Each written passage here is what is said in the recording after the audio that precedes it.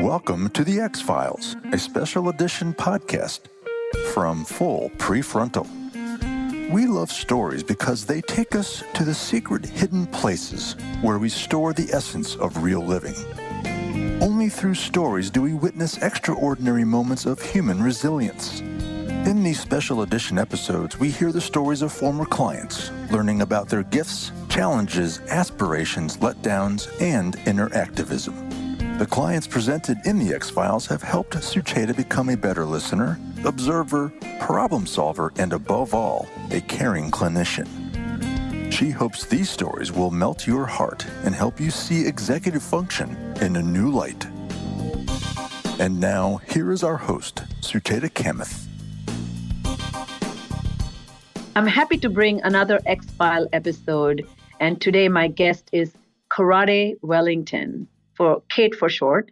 She's a young woman who is a college graduate pursuing a career in comedy, television, and film. She has been in the stand-up circuit for past few years, and she's funny. Yes, she's very funny. She's a talented comedian doing improv and sketch comedy, but all that has not been easy. Currently, to support herself, her day job is being a receptionist at a doggy daycare. I'm bringing this story to you because once you hear Kate talk about her struggles and this tricky balance between success and failures, you will be inspired. So welcome to the show, Kate. Thank you. So let me ask you this first question. What were your challenges when you were young that created roadblocks in your success? What made you seek help? Well, first of all, I remember meeting you when I was very young because my brother went to you also because all these issues really run in my family. Oh, very, very fast, very much. And I remembered that, and I brought it up to my mom that I wanted to see you. And the reason I did that was because I was in high school and I just wasn't getting what I wanted out of the experience, which who does? I had very, very interesting and very ambitious ideas for myself. When I was a freshman in high school, I really, truly believed that if I was just being my best self, I would be popular.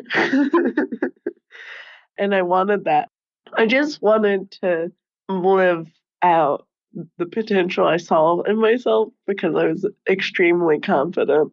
But I also had this dichotomy where I didn't have the kind of friendships that I thought I should have or felt like or that I wanted. And I didn't have those kinds of relationships that we're taught define the teenage years. And I was doing all right in grades, but it was very hard for me to do anything else. And also, I was just I wanted to fill up my time, and I couldn't. I couldn't do that because it was just. What do you mean fill up your time? I knew I was young, and I had so much more time than I would ever have again, so much free time. And I mean, just like packing my day, just doing things besides school and TV and internet. Yeah, I just wanted to be like working towards stuff and learning. I had a real thirst to learn things. I wanted to be good at so many things, and I wasn't good at anything particularly. And I wanted to be an interesting person, and I was, but because I was a weirdo, which is great. But like someone with lots of interesting experiences and stories to tell. Because I like telling stories, and the stories I had are about mundane things, and that's great too. But I just wanted to be this idea of cool that I had in my head, which is someone who's working towards things and is expressing their passion for an interest in that I had in the world. I wanted to be expressing the passion and interest I had in the world around me, and I was jumbled, and I was a 3.0 student, which I felt I could do better, So what's interesting about what you say is I think it was very insightful of you to recognize that you had potential. And yes, when I met you, you were a combination of self-confidence and disorganization. Tell us a little bit about the struggle part of it. So there was one struggle that you mentioned, which is actually assimilating and connecting with your peers and being included in the larger group and being identified with as a group member. That was not happening. And then even internally, I think your ideas and your creativity was not channeled or coming to fruition because you didn't have the discipline, the habits, or the attention control that is needed to make see that through. Can you give us some examples? What were actual examples of those difficulties in your learning experience? Well, with the learning, they were like, I would just always show up without the homework done. I would just constantly forget. And I was actually very conscientious. Like, I really cared about that kind of stuff. But I also couldn't remember to do the homework. And I remember in like younger grades, there would be like little sticker systems. And it was just, or like when I was in, especially young grades, when I was like in like first grade, every single class would be an I, which I think was just it was either like needs improvement or like incomplete or, something like that. So I was actually I really cared about these things and I just wasn't able to follow through. And I was very ambitious and I couldn't do it. And also there were like assignments that I was like genuinely interested in and I wanted to do a good job on. I remember there's this kind of a fun assignment where we actually got to be creative, like writing class, in like English class, where we were actually doing a creative writing exercise. And it was like make up a superhero and tell a story and all that stuff. And I didn't do that great on it. And I'm a really creative person, you know? So where was the breakdown? On that assignment or just in general? That particular assignment? I think the breakdown probably came on that one. I got like a C on it, which I don't like. And it really injured my pride and my creativity. And I think the breakdown was probably just somewhere simple, like in editing or really just thinking things through more and following through on the idea. Because I remember the idea. It was actually kind of stupid, but but it was silly. It was silly. And I think that was the point. It was like, I don't know if you remember. I'm like rolling my eyes at myself because I cannot bear my 15-year-old self. But so there's those commercials. Tell us more. Yeah, there are these commercials for the Cheer detergent, laundry detergent. And I thought it would be ridiculous or absurdist to do something where it was like literally her power is laundry. She fell into a vat of laundry detergent and now she has laundry powers. I think that's so clever. Did you write about it? I did write about it, but I'm sure it was very one note and didn't go anywhere because I probably didn't plan out the idea in advance the way that I would have when I developed more sophisticated skills. And then I also probably didn't edit it like at all. You bring in a great example, Kate, about having an idea, for example, of writing about a superhero. I think to me, for that young person to think about a laundry powers can be a great superpower, honestly. It's the most mundane task, but probably hated the most. So imagine if somebody has superpowers, which means basically getting it done in a jiffy, who wouldn't like that? So I really like that. But sounds like developing an idea, expanding on it, conceptualizing it, and then actually putting it through this filter of editing, writing, presenting. And those are the skills which we call executive function. That was your real struggle. And when did you actually receive a official diagnosis of any kind? What was that like, the process of getting evaluated, tested, and then labeled? with a learning disability? So I actually got diagnosed with learning disabilities when I was really, really young. So, and that was probably why I was able to do as well as getting B's and C's, or mostly B's though, like a three, close to a 3.0 anyway, because I was on ADHD medication. I was doing okay. I was fine. I'm bright and I'm on medication. But I got that diagnosis when I was really young because, I had older siblings who also were already diagnosed with it. And it was just so obvious, I think, probably. Someone in my family told me that when they took me to see the doctor, I guess maybe a psychiatrist, they were like, the doctor said, "This is the most ADHD child I've ever seen." And oh my God. And now I'm getting sidetracked, but my mom used to do these homeopathic remedies where she would put this like foul smelling liquid right on my forehead. And it was supposed to help me, and I was just like a weird smelling kid, you know? Because I mean, I took baths, but I also had this thing, and it made me the smelly kid. But getting the diagnosis wasn't something that particularly impacted me because I was so young. So just receiving the diagnosis itself didn't make a large difference in my life. It just ended up in me getting certain kinds of schooling and treatments and therapies and smelly liquid on my forehead. So You were also diagnosed with some additional entities other than ADHD. Can you talk about that? right.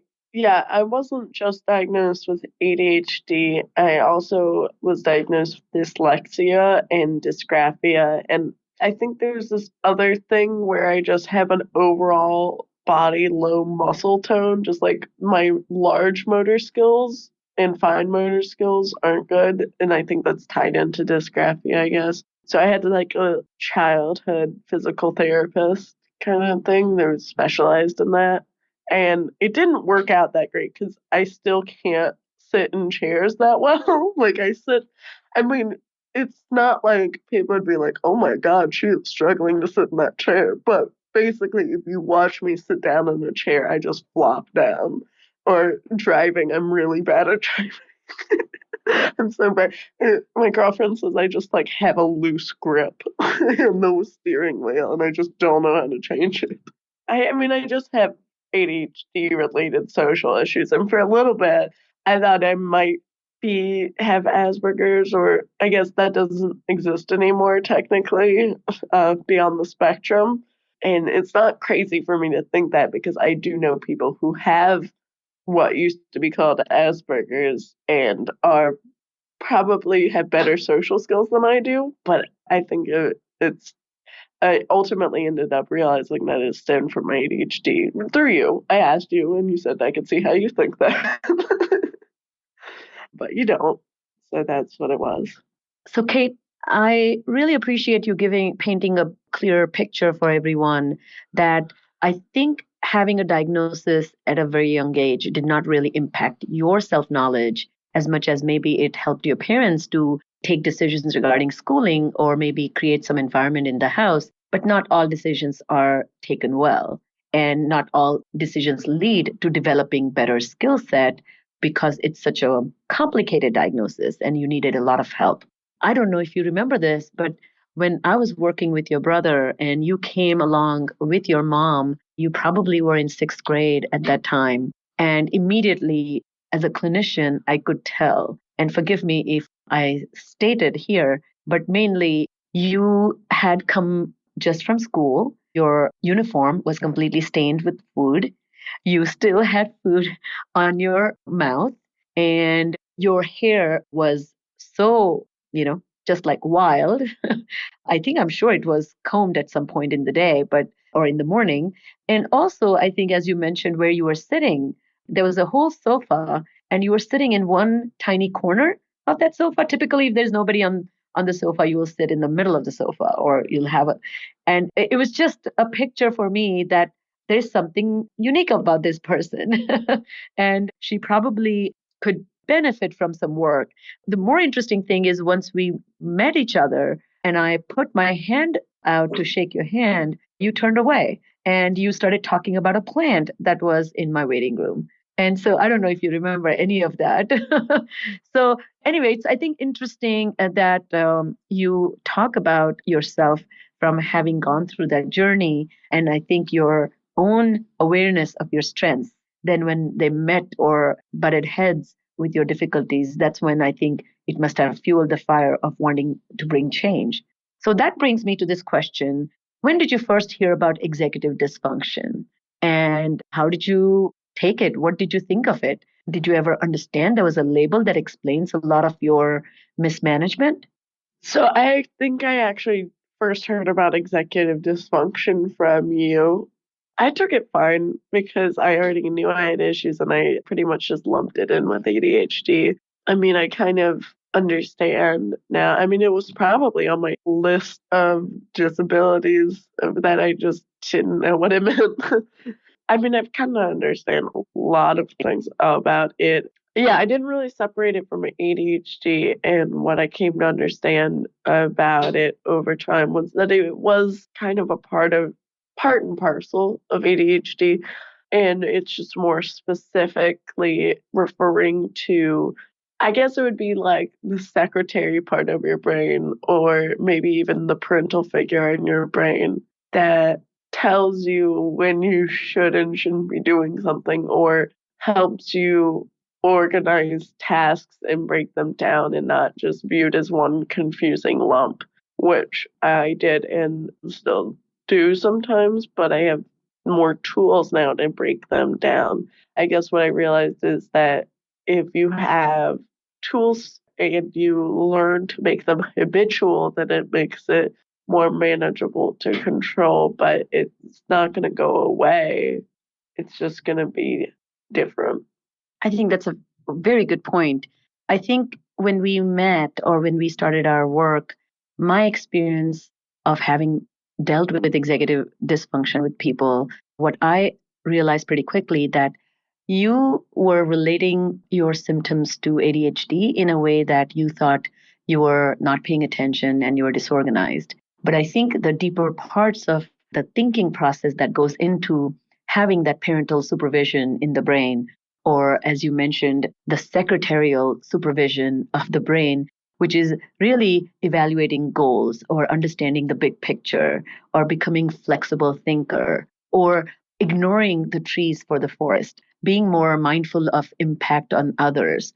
Those skills were not in focus for you. And you were willing to kind of focus on, tell me how to improve my attention, but it was so linked to improving your ability to take good decisions for yourself that developing those skills does take time, doesn't it?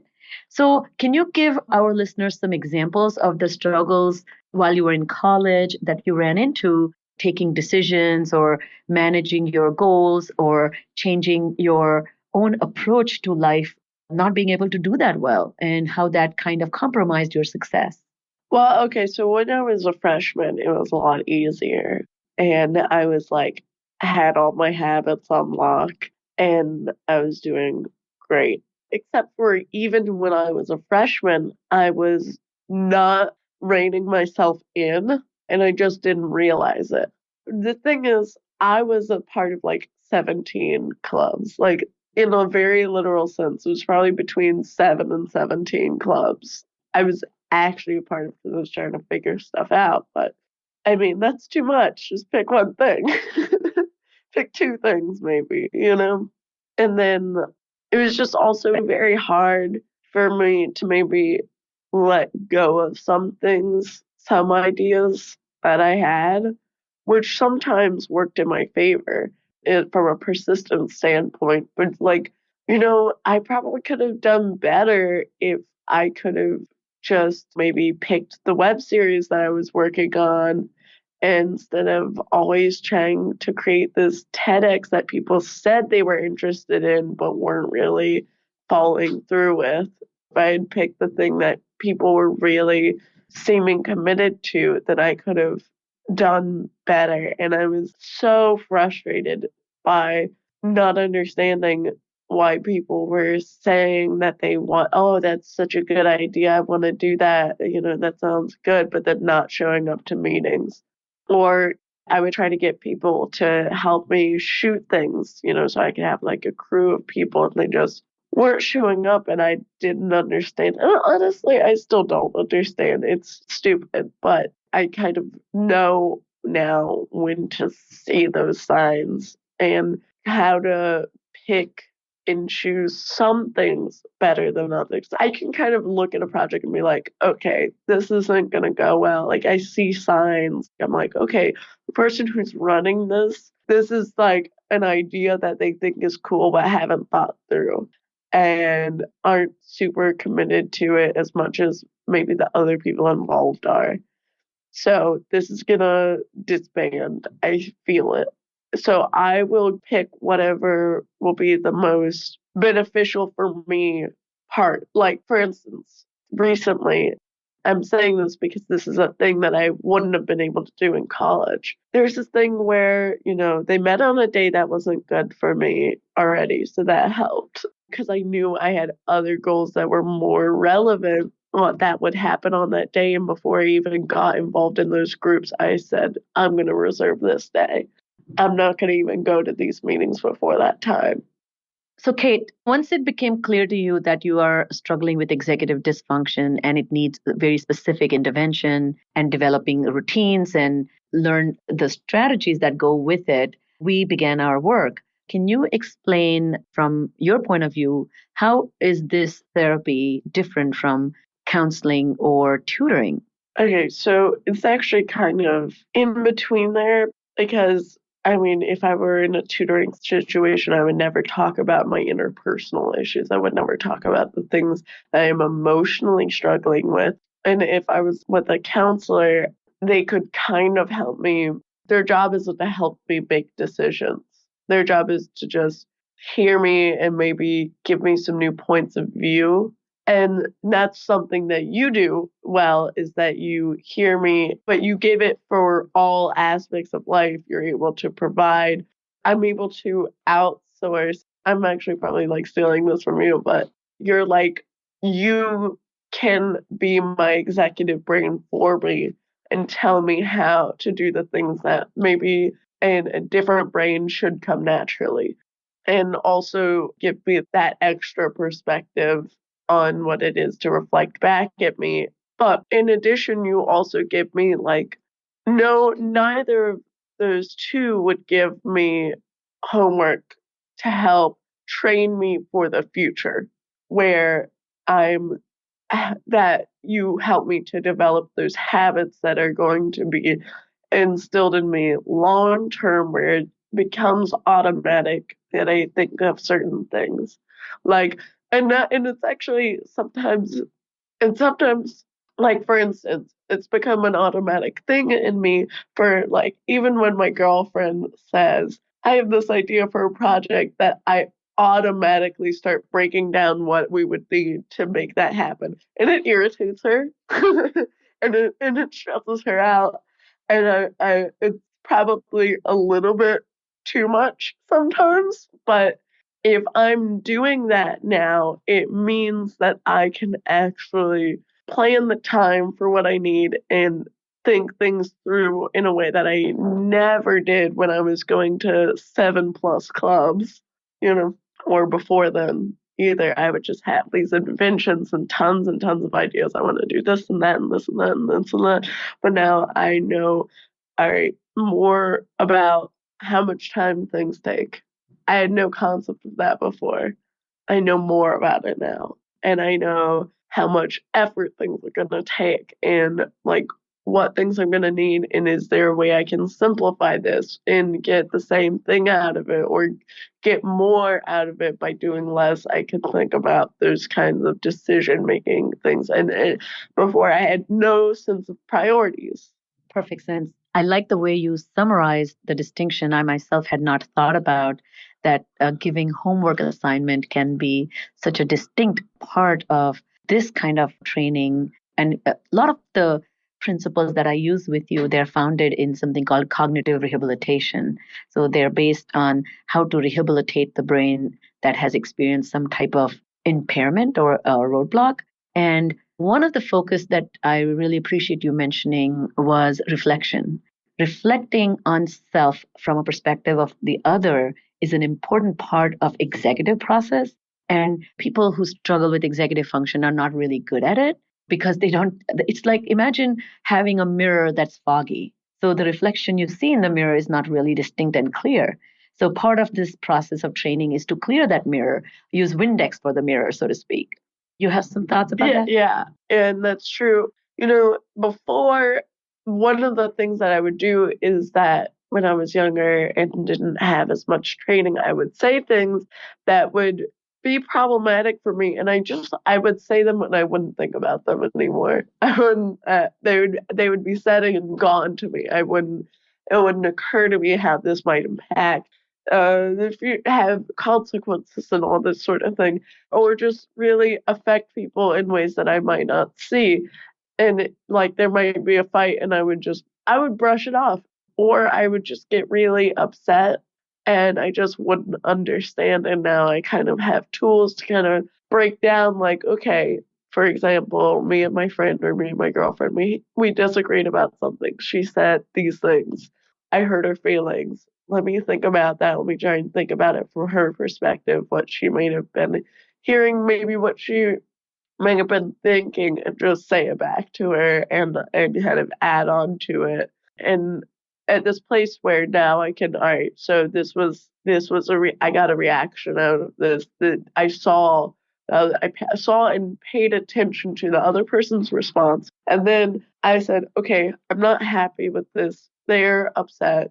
Let me think about what this means. And I have a way of breaking this down and thinking about it where now I can do this thing where, okay, we had some time and it takes me like 20 minutes to think about it or an hour to think about it and get that to that place where I see their perspective and I'm actually quite sensitive to it and I'm able to talk about it in a nuanced and very actually impressively emotionally intelligent way.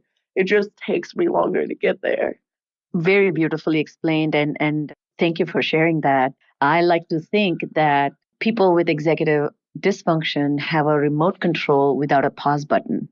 And therapy is instilling that pause button. And during that pause, a lot of reflection can occur, a lot of generating ideas can occur. But these ideas are particularly a person like you who's very creative. You don't have a shortage of ideas, but it is ideas for self. How do I change me? How do I redirect me? So these ideas are directed towards self. So now that you're pursuing a career in comedy, which is to me is like a very difficult field, by the way, and I'm so impressed with your funny bone and the way you deliver is just amazing. I can't wait to see you on tonight's show.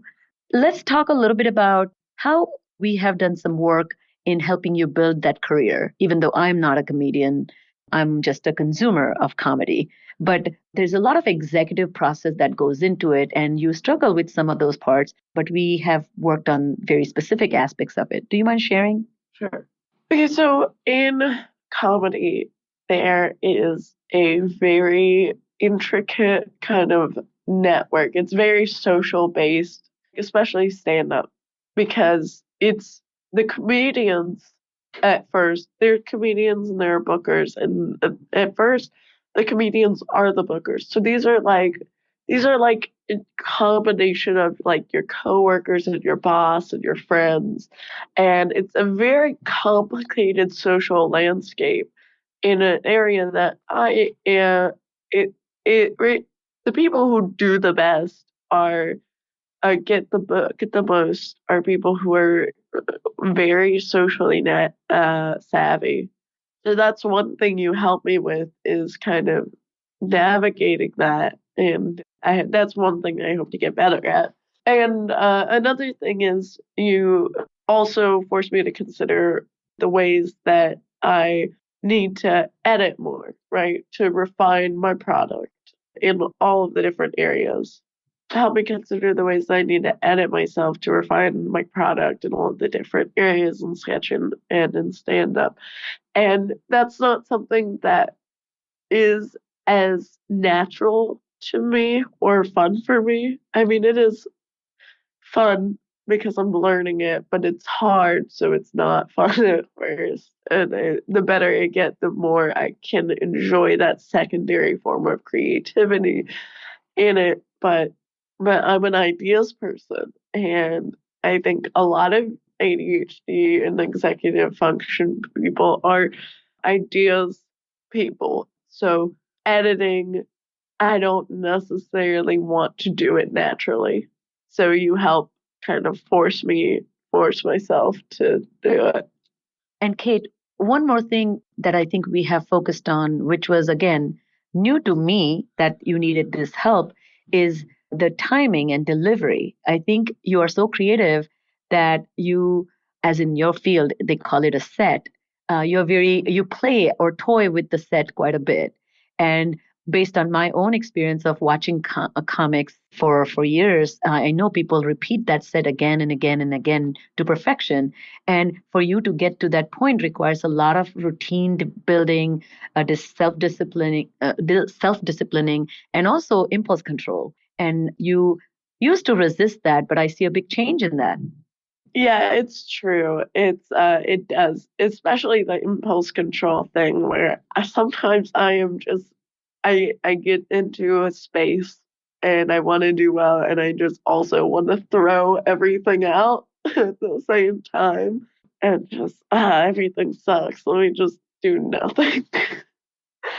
Or just I feel like I feel this kind of impatience, this impulsivity to just constantly keep moving and having a brand new set when I probably haven't developed it to the point where it should be. And to develop it a lot of times just requires a lot of repeating it in just a lot of different situations. And sometimes it feels like you're not making progress, and that is really hard for me to feel like I'm not making progress or not changing things or I'm not in motion. And that's probably a thing a lot of people with ADHD struggle with, is people with brains that are constantly in motion. Of course we want everything also to be constantly moving, but that's not ultimately how you get to be a polished and skilled performer or writer.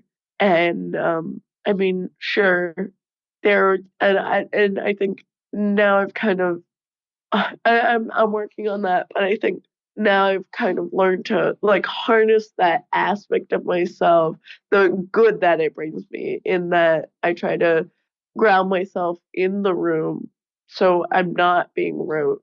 I try to not make it as stiff and not have a set list where I just know my jokes well enough that I don't say in between them, but I just kind of let the flow come to me, that I'm thinking out loud, which I think is fun for people. That's that effortlessness that people really enjoy seeing in a comedian, that makes them think, oh, this is easy for them. This is natural for them. I myself have seen such a growth in you with respect to your comedy that there's a comic confidence, if I can say, that's very visible now. And I think one of the challenges that I have seen having in this field for 20 years, that folks with ADHD tend to get very bored with anything that is a routine, and they feel anything that they need to be performing, I guess, or doing, it's is stifling them. And you kind of are in a very unique predicament as a comic. You need to have a set that's predictable, routinized, and on an autopilot. And then you yourself are resisting that. But I think you found a good balance there. So as we come to an end, Kate, what would your message be for all those who are just like you know, highly talented, highly motivated, have high standard for themselves, have great expectations for success, don't take a learning and curiosity lightly, but genuinely struggle in finding a path that connects the dots for them? And you're not alone, and your story is going to bring a lot of meaning. But can you share some message of hope for them? Okay, so my advice to people going through a similar thing is that you don't have to feel it as necessarily a bad thing. It's a different thing, right? And you just have to take the good with the struggle, the excel and the excellence with the challenges, and try to use the things you're good at to as best as you can, and just don't be afraid to, if you feel like I just need to set up this thing and maybe it will be silly to someone else. Like if you feel you need to set up a study hall type situation in order to work on this project, just do it. Just do it. Don't worry about what other people need or what's normal. And the last thing is to focus on your creativity and find your way through that into the things you're struggling with and to form those habits. Because, I guess what I would consider, my strength, and I imagine applies to someone else out there listening, is that, we have the primary creativity, that initial spark. And the executive function skills tend to apply more to the secondary, providing structure kind of thing, and just try and get creative about how you can find the structure. And it'll take a lot of focus to narrow things down into its like most minimal form, and that's what structure requires. That's what editing requires. But you can also get creative in like how you get help. Apply that creativity to how you can restrain yourself. I think that's terrific. Really incredibly valuable advice. Thank you for being on this show, Kate. Your wisdom, your observations, and your candor, particularly to be so open about your struggles, is invaluable. I really thank you for being here today. You're welcome. Thank you for having me. Thank you for listening to Full PreFrontal, exposing the mysteries of executive functions. To contact our host, Sucheta Kamath, and learn more about her work on improving executive functions, visit her website at cerebralmatters.com. That's cerebralmatters.com. Tune in next week for the next informative episode of Full PreFrontal.